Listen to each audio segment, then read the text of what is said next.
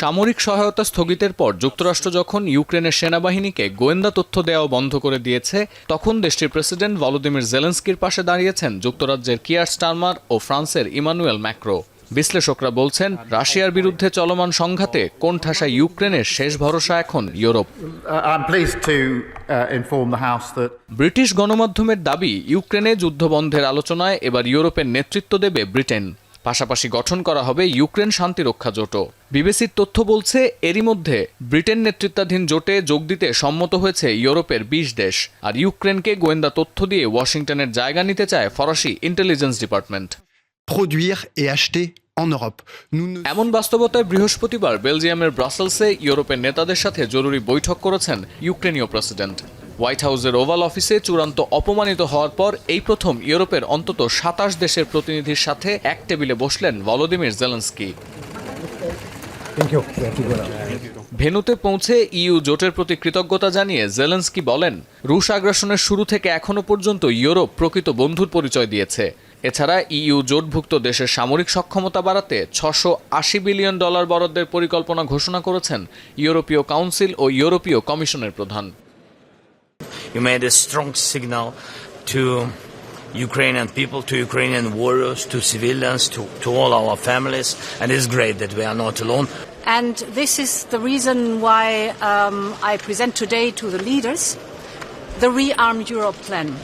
The Rearm Europe plan provides up to €800 billion for defense investment.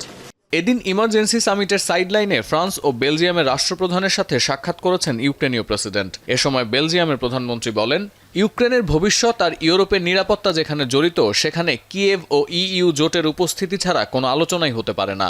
এছাড়া সম্মেলনে যোগ দিয়ে ইউক্রেনের প্রতি সমর্থন অক্ষুণ্ণ রাখার অঙ্গীকার করেছেন লিথুনিয়া ও লুক্সেমবার্গের রাষ্ট্রপ্রধান।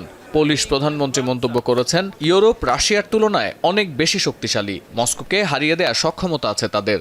যদিও ইইউ জোটের ফরেন পলিসি বিভাগের প্রধান মনে করেন, ইউক্রেনে চলমান সংঘাত থামাতে ইউরোপকে একটি রাজনৈতিক সমঝোতায় আসতে হবে। এদিকে ইউরোপীয় নেতাদের এমন আচরণে রীতিমতো ক্ষুব্ধ মস্কো।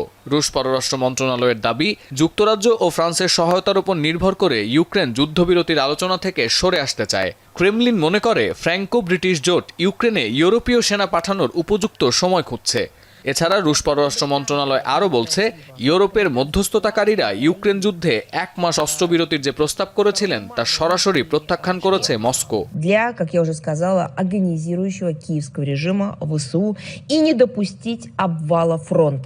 এছাড়া ইউক্রেন রাশিয়া সংঘাত ইস্যুতে ব্রাসেলসে সংবাদ সম্মেলন করেছেন পশ্চিমা সামরিক জোট নেটোর প্রধান। বলেন, নেটো আশা করে আলোচনার মাধ্যমে যুক্তরাষ্ট্র ও ইউক্রেন একটি পাকাপোক্ত সমাধানে আসবে। তবে আলোচনার পরিস্থিতি যে কোনো সময় বিগড়ে যেতে পারে এমন আশঙ্কাও উড়িয়ে দিচ্ছেন না মার্ক রুট।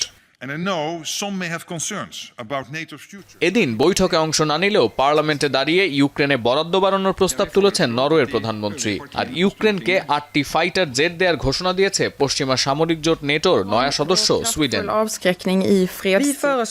সতীর্থ কর্মকার, এখন বিশ্ব।